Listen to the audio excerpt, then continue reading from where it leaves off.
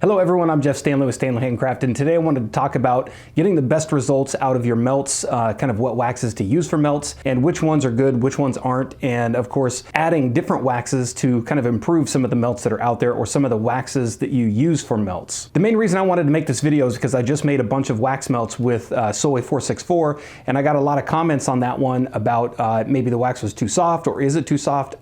What waxes can you use for melts? Which is why I wanted to go into detail on this one. Now, of course, most people know that for melts you want to use like a harder wax, something that's going to hold up, something that can snap if it's in the clamshells or anything like that. You want something that you can break apart and drop in piece by piece, and it's not going to be too soft and kind of crumble in the package. 4625 probably being the strongest of those waxes. It's a real hard paraffin. It's the one you typically see in a lot of different melts. It's very stiff. You have to break it with a hammer. Whereas something like 6006 and Soy, while they can be used for larger melts, they tend to be really soft, and they can get kind of not really damaged in the package, but kind of squished. The edges can lose their shape. So I wanted to talk about some of the things that I do to kind of improve the shape and the look of using different waxes for melts. Now, when I go to farmers markets, I always have like the 2-ounce shot cups, and I'll try to throw a picture up here of those things. They work out really well. I think they're like 2 ounces each. I use 464 and 6006. They work perfect in that one because you're not really breaking them apart.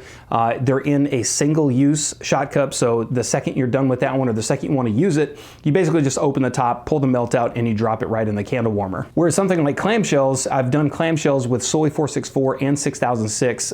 It works very well with 464, although it does get a little soft. You can see the wax kind of rubbing on the package a little bit. It starts to not look as clean. And then 6006 is definitely more of a mess inside of a clamshell. It does work, but it's not great. It gets extremely messy. You're going to get it all over your hands. It's all over the packaging. Which brings me to this right here. And this is probably, this is the newest melt style that I did. I just started doing some honeycombs. It's a new mold that I got. I've had it for a little while, but I haven't really done much with it. So I wanted to go out and start to make some of the molds, or some of the melts with this mold. And they actually turned out really well. But you can see inside the packaging, there we go, it gets a little bit messy. And this is straight 464. I've got about 12% fragrance load in there, so 2 ounces for 1 pound. It comes out really well. The scent, the cold throw on this is incredibly strong. And the nice thing about using 464 for melts is you can really load this stuff up with fragrance oil. But again, like I said, the problem is if you put this in a box and it's, I mean, nobody's gonna rattle it around, but if you're shipping that across country or something like that, it's gonna get tossed around a little bit.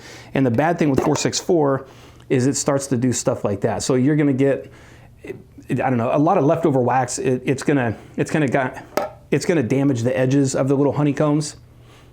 Can't really see that too well. So one of the things I like to do with 464 or 6006 is I like to add a little bit of 4625, which will take down the fragrance load just a little bit, but Soy holds so much that it's not going to be a big deal. But the main reason I like to add a little bit of 4625, which is a harder paraffin, is it really strengthens and gives you a cleaner look in the molds or the shapes that you're using. So I'm going to go ahead and jump over, show you the video that I make, and then we'll come right back and we'll talk about it a little bit more. All right, so for this one, we're going to go ahead and start out with, all right, so we're going to go ahead and set that. We are going to add 12 ounces of soy. This is the 464.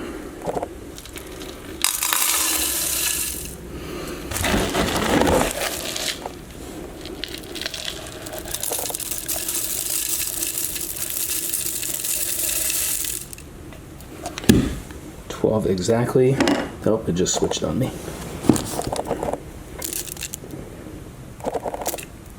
And then we're going to add 4 ounces of 4625.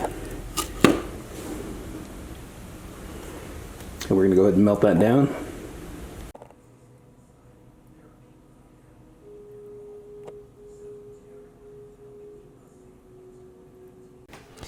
All right, so this is the first set of melts that I made in this one, and this is all 464. You can see in this one, it gets a little bit flaky. You get kind of the discoloration, the frosted look, and then probably the worst thing about it is it gets a little soft on the edges.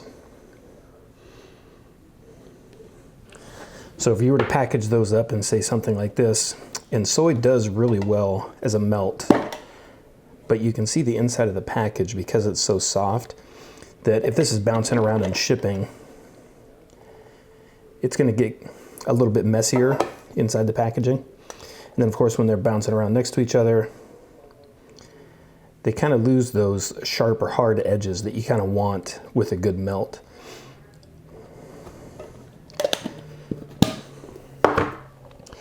So this is the second batch that I made right here, and I added 4 ounces or 25% of 4625, which is a much harder wax. And you can see they still flake a little bit, but that's only because it over poured at the top right there, so those are going to flake. But once you pop those out, you get a much nicer, cleaner look. It's still a little bit soft, but it's hard enough to where it will keep the shape. And you can bounce these around a little bit.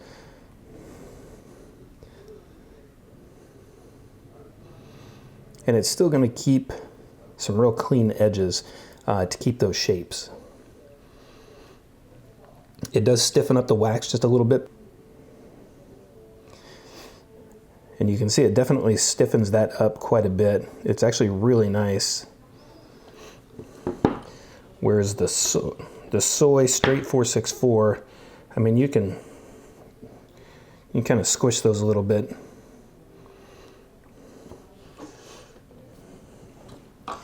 And then I made a couple blocks in here just to show what it looked like. But that, see if I can get the mic down here a little better. I mean, the snap on that is amazing. Much better for doing any type of... That right there is much better for doing any type of shapes or smaller molds, or if you have, I've mentioned it in previous videos, like an animal shape and it has like little legs or a tail.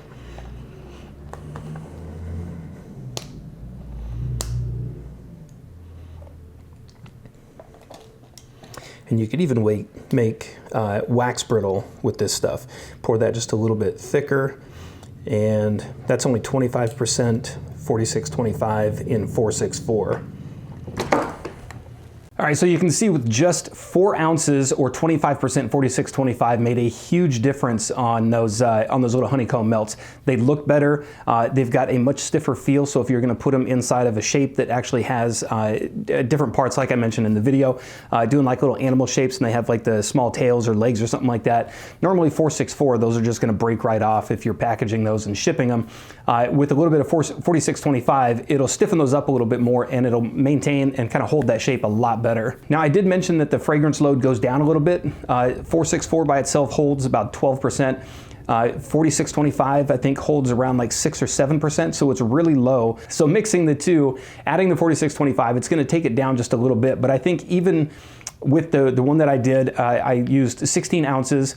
It was 4 ounces of 4625, and I still used around 10% oil. So 10% fragrance load in that is actually really good. And you can see that the molds come out really nice. It's not as soft as it once was. And then of course, the snap on that is really good. So like I said in the video, you can do wax brittle with this stuff. And if you wanted it a little bit stiffer, I would just bump up the ratio. So instead of doing 25% 4625, just bump it up to 40 or 50. And then of course the main thing is just the edges on that look so much nicer. And I've been kind of manhandling this one for the video and it's still not losing its shape. It's getting a little bit soft, I can feel it. You can feel the oil because it is a high fragrance load. You can feel the oil just a little bit, but in a melt, that's not a big deal. Now, if you can feel the oil in a candle, of course, you don't want to do that because it can catch fire. But in a melt, you're just throwing this in a candle warmer, so it's not going to be a big deal. Now, I do have a full video coming and also a PDF booklet that's going to show like the different types of blending waxes and kind of everything to do with blending waxes. But the best thing you can do is just start mixing stuff. If you have 2 different waxes and you like the consistencies of one over the other, or you like certain things with one, certain things with another one, just start mixing them together and kind of see what you get. And that's exactly what I did with these, just to see what I could do with kind of stiffening up 6006. and 464. So this is definitely a quick video. I just wanted to throw this one out there because I had a lot of questions on this one, so I wanted to get it out as quick as possible. If I glossed over something or if I missed something that you wanted to know more of with the melts, the 4625 blending waxes, please let me know in the comments down below. And then of course on the DIY Facebook group, there'll be a much longer discussion in there. So please jump over there, join if you're not a member already, and just kind of jump into the conversation. And like I mentioned earlier, I've got the ebook coming for the blending waxes along with a few others like Wicks and everything like that. But the PDF booklets, the ebooks on how to make candles are on the website now, and they cover how to make candles with joy wax, soy, 6006, coconut soy, and apricot or cocoa apricot. So full step-by-step guides, and I've got those listed in the video description down below. So go ahead and click over there and take a look at them. And again, you can follow me on any of the social media platforms I've listed in the video description down below. Instagram, Facebook, my website, my email address is down there as well if you want to reach out and ask me questions. I do have a link down there for consulting. I've been doing a lot of consulting while kind of everybody's at home during the lockdowns and the breaks. So that's turned out really well. A lot of people are really taking this time to kind of get their thoughts together for when they launch and kind of when everything opens back up. So if you do have any questions or you want to book time for consulting, please let me know. And of course, if you liked the video, give it a thumbs up, and thank you for watching.